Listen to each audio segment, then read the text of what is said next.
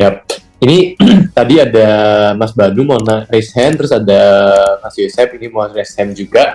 Dan sebentar sebelum ke sana, mungkin saya mau coba sedikit flashback ke materi yang Peter share tadi ya, tentang uh, dari Wahyu yang awalnya seperti apa, kemudian juga kalau dilihat ada mengadaptasi ya, ada perubahan bisnis model, ada adjust untuk menyesuaikan dengan perubahan. Terus juga tadi ada beberapa pertanyaan reflektif untuk kita mikirin apakah untuk jadi entrepreneur itu kita bisa nggak menjawab pertanyaan-pertanyaan kayak gitu. Nah, kalau menurut Bro Peter nih, kembali ke pertanyaan dasarnya kita di acara ini. Menurut seorang Peter, apakah semua orang itu bisa jadi entrepreneur? Kalau ternyata journey-nya sesulit itu, selonely itu, tadi juga Bro Peter bilang, kita terbiasa nggak menghadapi penolakan, kita terbiasa nggak menghadapi kegagalan. Kita kalau berpikir terbiasa atau enggak kan sebaiknya berpikir terbiasa untuk hal-hal yang baik. Nah, sedangkan ini pertanyaannya dari Bro Peter kan malah terbiasa nggak dengan kegagalan, terbiasa nggak dengan penolakan. Nah, makanya itu jadi satu pertanyaan yang aku coba bawa ini. Karena ada yang waktu kemarin ngisi form juga nanya, jadi semua orang bisa jadi entrepreneur nggak? Gitu. Menurut Bro Peter gimana nih? Wih, semua orang bisa dong jadi entrepreneur. Dalam arti pengusaha kan. Ya. Jualan kue online atau jualan produk online aja udah langsung jadi pengusaha, benar gak? Ya kan? Artinya adalah orang bisa jadi pengusaha as a jabatan, as a position, ya kan? Pertanyaannya mau jadi pengusaha yang sejauh apa sebenarnya gitu? Mau jadi pengusaha yang seambisius apa? Mau jadi pengusaha seperti apa? Itu pertanyaannya sih. Karena setiap orang pasti punya goalnya, punya target mereka masing-masing ya gitu. Semakin besar ambisinya, semakin besar hal yang dikejar gitu ya. Tentunya tantangannya kan semakin besar gitu. Ya, apakah kita punya kesiapan untuk menghadapi tantangan itu? Jadi menurut saya everyone can be entrepreneur gitu. Kayak jualan online aja reseller or apa aja udah jadi pengusaha sebenarnya gitu, dalam arti posisi ya kan. Nggak kerja sama orang terus jualan online atau apa, itu juga pengusaha sebenarnya. Tapi pertanyaannya mau pengusaha yang sejauh apa gitu, karena mengembangkan usaha itu yang sebenarnya jadi tantangannya kan. Punya karakter menghadapi tantangan itu yang jadi pertanyaannya kan gitu. Jadi poinnya saya adalah ya, everyone can be entrepreneur, but do you have an entrepreneurship in you gitu? Punya jiwa entrepreneur gak di dalamnya gitu? Jadi bukan masalah jabatan, tapi as a mindset gitu.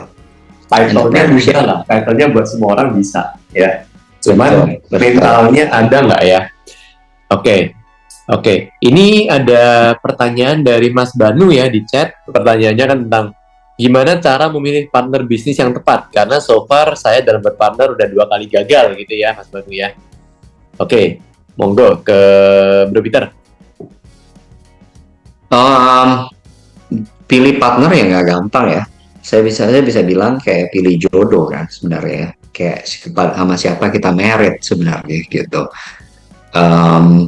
Ya mungkin bedanya kalau misalnya bisnis nggak cocok ya udah bubar gitu ya. Beda kalau yang tadi sama yang sakinah gitu ya, mau bubar susah nih gitu, cerai susah gitu ya. Jadi sebenarnya susah, pilih partner itu susah saya bilang. Tapi poinnya adalah yang paling mendasar adalah pasangan itu kan saling melengkapi, partner itu kan melengkapi ya. Jadi harus tahu kekurangan kita apa gitu, jagonya apa kita gitu ya, kurangnya apa. So know your strength and your weakness dulu sih. Kayak contoh saya paling mungkin saya jagonya mungkin networking, komunikasi gitu ya. ketika bicara soal hal detail operasional mungkin saya nggak jago gitu, saya pusing gitu lihat hal-hal yang detail. Nah tentunya saya butuh partner yang jago di operasional, yang detail, yang nggak lupaan gitu ya. Itu satu. Yang kedua, kita harus tahu tujuannya kita apa ya. Jadi kayak tujuannya yang penting sama nih, jangan sampai udah gabung ternyata visi misinya beda gitu kan. Terus yang ketiga, value-nya harus sama gitu, karena value itu yang jadi pegangan kita. Jadi jangan sampai setelah bareng-bareng ternyata baru nggak cocok nih, wah ada hal-hal yang mendasar yang mungkin kita secara value prinsip itu berbeda gitu. Nah, cara dapetinnya gimana?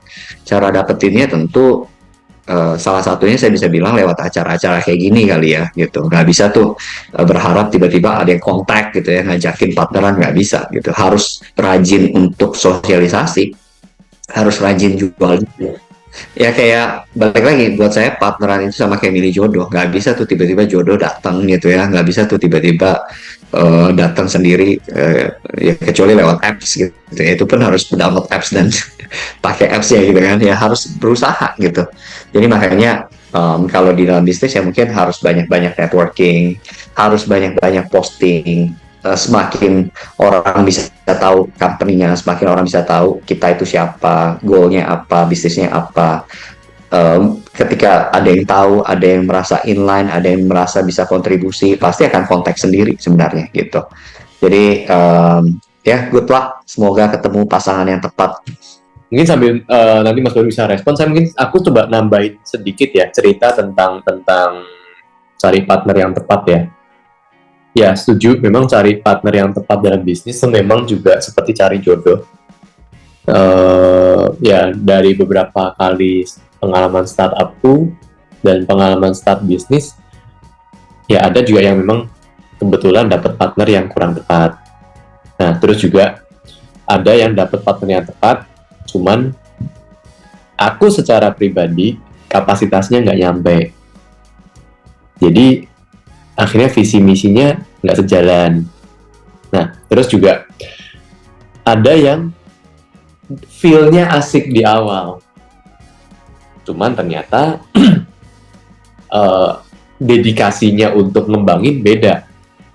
Kitanya all out, yang lain ya udah ngikut aja. Nah, kayak tadi yang Bro Peter bilang itu make sense banget sih, kayak untuk bisa networking, bisa untuk bersosialisasi, dan ujung-ujungnya sebenarnya cara kita berpikirnya malah mungkin ya, kalau ini my suggestion ya, itu bukan mana ya partner yang tepat, cuman semakin sering ketemu di acara-acara itu lebih ke kita sortir, oh yang ini mungkin nggak cocok jadi partner lah, jadi teman aja. Jadi cara berpikirnya adalah men-screening orang-orang yang ya ini belum bisa jadi partner lah. Oke lah, just to know aja, kenal aja. Dan lama-lama baru kita bisa sortir. Toh juga kalau misalnya kita memang sambil jalan yang nggak ada partner, ya sudah jalan dulu. Pertanyaannya kan tinggal kita seberapa besar mimpinya untuk bisa berani untuk melangkah sendiri. Karena ujung-ujungnya baik lagi, entrepreneur itu lonely. Kalau nggak ada orang yang support, kita berani nggak jalan sendirian. Dan juga, kalau kita 2 kali dapat partner yang keliru, mungkin kita memang perlu coba partner kita baru pas itu setelah kita usaha yang kelima, bisa jadi juga. Bisa juga awal-awalnya anget nih, udah, oh ini bakal jadi partner nih. Ternyata beda visi, nggak jadi, bubar. Bisa juga. Nah, sudah siap nggak kita dengan skenario-skenario itu? Dan salah satu cara belajar sebenarnya juga dengan sharing-sharing, dengan belajar bareng, dan banyak baca case study. Aku pribadi suka baca case study entrepreneur dari buku-buku, karena apa ya, ternyata apa yang diberitakan di media tentang entrepreneur, realnya itu lebih banyak bisa dilihat di buku. Itu jatuh bangunnya banyak banget di sana. Dari yang salah pilih partner lah, kena tipu lah, atau bisnisnya keliru lah, bikin produk yang bisnis yang produknya nggak dibutuhin lah, dan lain-lain. Ya, itu semoga menjawab. Oke, ini berarti kan ada 2 pertanyaan terakhir. Monggo, Pak Yosep, tadi raise hand, mungkin mau nanya. Iya, terima kasih Pak J dengan kesempatannya. Saya ingin bertanya dengan Pak Peter nih. Pak Peter, salam jumpa lagi. Udah lama kita dulu ketemu ya. Pak Peter mau nanya dulu Pak Peter. Orang kan kadang ada pepatah, ada tiga hal yang mendesak seseorang maju katanya. Tapi yang bisa ingin tanyakan, apakah hanya bermodalkan dengan istilahnya the power of kepepet itu bisa mempertahankan bisnis seseorang berjalan? Terus juga bagaimana pendapat Pak Peter mengenai satu, ya bisa dibilang mitos atau enggak ya, ada yang berpatah mengatakan usaha itu pasti akan gagal atau runtuh gitu ya pada generasi ketiga setelah usaha tersebut. Bagaimana pendapat Pak Peter tentang yang tersebut saya tanyakan? Terima kasih, itu aja. Oke. Sorry tadi, makasih pertanyaannya ya buat Bro Yosef. Tadi kayaknya agak kepotong di tengah, 3 hal itu apa, saya penasaran juga. 3 hal apa tadi? Yang pertama hati yang terluka, terus kan atau lagi ada yang kantong kosong, terus mungkin satu saya agak lupa itu waktu dari tiga hal itu dari Robin Williams, ingat saya pepatah dari Robin Williams yang pemain film yang terakhir kemarin bunuh diri juga sih akhirnya. Nah saya mau tanya mengenai apakah seringkali kan jadi pengusaha atau istilahnya orang jadi entrepreneur karena satu hal tadi, the power of kepepet. Karena kepepet udah nggak usah lain tuh jadi pengusaha aja lah gitu istilahnya. Bagaimana pendapat Peter tentang hal pendapat tersebut? Ya, kalau saya melihat bahwa manusia itu diciptakan Tuhan memang ada karakter pejuangnya gitu ya, survivor mode-nya itu ada gitu. Ya, kita selalu bilang bahwa kita ini lahir juga menang dari jutaan sel sperma yang lain kan gitu. Jadi memang kita ini ada karakter pejuangnya sebenarnya. Dan itu yang bikin kita nggak boleh menyerah sama keadaan sebenarnya. Jadi ketika kita punya karakter atau attitude as a champion dan nggak mau menyerah sama keadaan, itu kadang malah kita jadi lebih inovatif dan kreatif. Makanya kenapa tadi dibilang muncul the power of kepepet gitu. Di saat-saat kepepet kayak baru di-press untuk muncul ide-ide yang kadang kita yang kita nggak kepikiran sebelumnya gitu. Jadi menjadi pengusaha itu kalau bisa dibilang the power of kepepet, dan karena ini ya mungkin bisa jadi gitu. Berapa banyak yang pas pas pandemi gitu ya akhirnya jadi pengusaha, banyak banget gitu. Yang tadinya usahanya apa akhirnya jadi usahanya apa gitu, karena memang manusia secara nature memang trying to survive gitu, survival gitu. Jadi jadi pengusaha itu ya, apalagi kita bilang sebagai seorang kepala keluarga ya. Jadi anak di rumah harus bisa dapat makan, ya kan? Meja makan tuh harus ada makanan gitu kan. Jadi saya rasa itu yang membuat orang akhirnya merasa bahwa harus jadi survivor gitu ya, yang ya entah itu mau jadi pengusaha ataupun kerja ya, menurut saya ya gitu. Nah yang penting halal ya, underline-nya gitu. Jadi jangan sampai the power of kepepet akhirnya melakukan hal-hal yang nggak baik gitu, ngerjain hal-hal yang mungkin jadi shortcut untuk bisa survive, tapi hal-hal yang nggak benar gitu. Poinnya saya adalah kita tuh harus punya mental yang kuat gitu ya. Saya percaya setiap orang diciptain Tuhan tuh spesial, punya talent, punya strength, punya karakter, punya something yang berbeda dengan yang lain gitu. Tapi kalau kita punya mentality dan karakter yang nggak tepat gitu ya, the power of kepepetnya malah jadi hal-hal yang nggak baik gitu. Tapi kalau kita punya mindset yang benar, kita punya karakter yang benar, the power of kepepet tentunya jadi hal-hal yang positif juga gitu, poinnya saya gitu. Jadi yang paling penting tuh underline saya adalah jadi pengusaha yang tepat ya harus punya karakter manusia yang tepat juga, manusia yang sukses juga gitu. Nah kemudian tadi pertanyaan nomor 2-nya adalah apa tadi? Saya sampai lupa nih, kasihkan ngomong nih. Tadi pertanyaan nomor 2-nya mitos mengenai usaha mitos yang generasi ketiga ya? pasti runtuh gitu. Aduh, jujur zaman semakin modern, mungkin kita harus lihatnya data kali ya gitu. Apa namanya, apakah benar atau enggaknya mungkin bisa dilihat dari data. Tapi balik lagi, poinnya saya adalah mau generasi ketujuh, mau generasi ketiga, mau generasi kedua, kalau karakter manusianya nggak tepat, ya nggak akan sukses gitu. Mungkin ya, kenapa sih banyak yang punya mitos seperti itu, ataupun banyak mungkin usaha yang mungkin akhirnya nggak berjalan ke generasi selanjutnya. Menurut saya itu lebih karena karakter dan salah asuhan mungkin ya gitu. Um, karena orang tua yang tepat menghasilkan anak-anak yang lebih hebat gitu, maksud saya itu adalah keinginan seorang orang tua yang benar gitu. Kayak saya ini punya anak ya, saya pengen anak saya lebih hebat dari saya pengen anak saya lebih jago, lebih sukses dibanding saya gitu.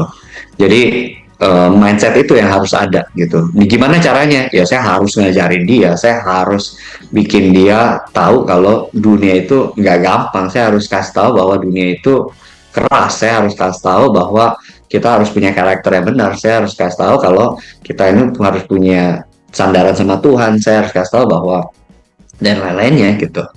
Jadi kalau menurut saya generasi itu memberikan impact ke generasi selanjutnya gitu. Jadi harus ya dari kitanya sendiri sih, harus bisa menciptakan generasi yang tepat gitu. Jadi ya terserahlah orang lain generasinya kayak gimana gitu ya, mau generasi kedua, generasi, yang penting generasi kita sendiri dulu deh gitu ya, yang ada 17 orang di sini, yang penting kita punya anak yang bisa jauh lebih hebat dari kita lah gitu. Semoga menjawab. Ya, thank you Pak Peter. Nah, betul sih, emang saya mikirnya mungkin juga sebenarnya lebih baik kalau misalnya sebagai pengusaha sukses juga mesti memikirkan bagaimana dia bisa regenerasi istilahnya ke generasi ke bawah, generasi yang mewariskan nilai-nilai yang bagus itu gitu. Jadi bukan hanya mewariskan duitnya aja atau bisnisnya aja, tapi ternyata nilai-nilai yang value yang harus diturunkan gitu kan. Benar. Oke, terima kasih Pak Peter atas jawabannya. Siap, value important. Mungkin tambahan sedikit yang tentang generasi ketiga gitu-gitu ya. Sebenarnya baik lagi, apakah kita memang tujuannya berbisnis itu untuk dilanjutkan oleh garisnya kita sendiri, atau kita tujuannya mau memang membesarkan bisnis ini untuk dikelola oleh perusahaan, oleh profesional. Jadi itu baik lagi kalau menurut saya tentang masalah mindset ya. Jadi kayak kita tuh perlu memang tujuannya tuh mau grow the business atau memang lebih ke arah anak-anak kita sendiri. Nggak ada benar, nggak ada salah, semua baik lagi ke kita sendiri ya. Cuman memang kayak tadi yang Bro Peter bilang ya, kita beresin kita sendiri gitu.